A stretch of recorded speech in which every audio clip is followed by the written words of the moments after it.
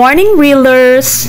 Sa video na ito ay ituturo ko po sa inyo kung paano malalaman kung sino ang active na nakikipag-engage sa ating mga post.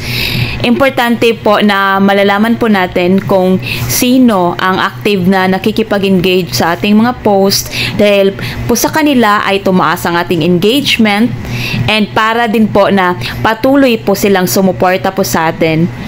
So, ngayon po ituturo ko na sa inyo.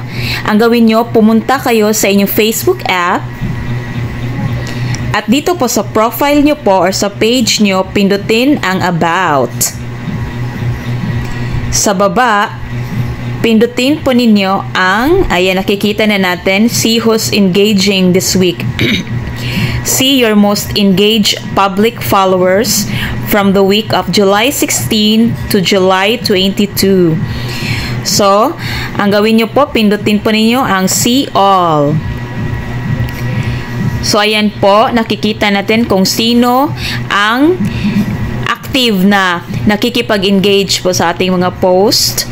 Ito po sila, shout out kina Ednar Batallones Aquino, Danden Belza, Athena Abellanosa, Mary Jane Villarmia, Alberto Hinobes, Villegas Marvin, Rolimar Baldos, Freedom Regula, Margie Madraso, Julie Paloma Mercado, Atela Room Nalapag Air, Brenda Largo Acunio, Virginia Guzman. May mga points din pala ang pakikipag-engage nila sa atin. Ayan.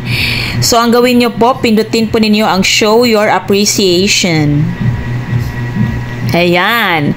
So, ngayon, ang gawin nyo, i-recognize nyo ang inyong mga followers. Magpasalamat kayo sa patuloy nilang pagsuporta po sa inyo.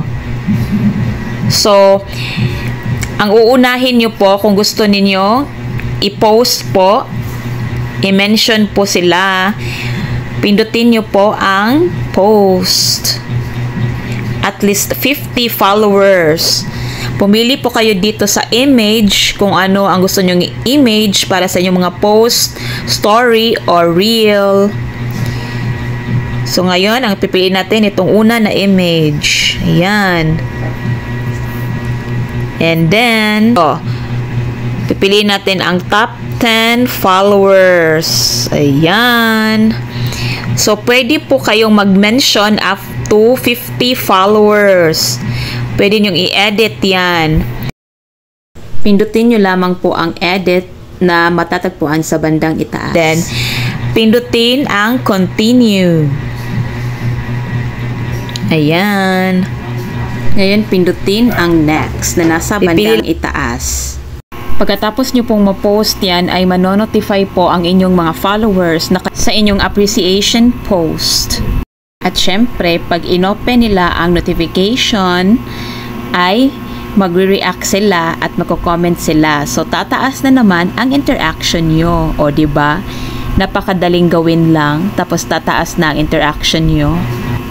Pwede din po i-recognize ninyo ang inyong mga followers through Reels. Pindutin nyo lamang po ang Reels at mag-mention kayo ng at least 6 followers. Ayan.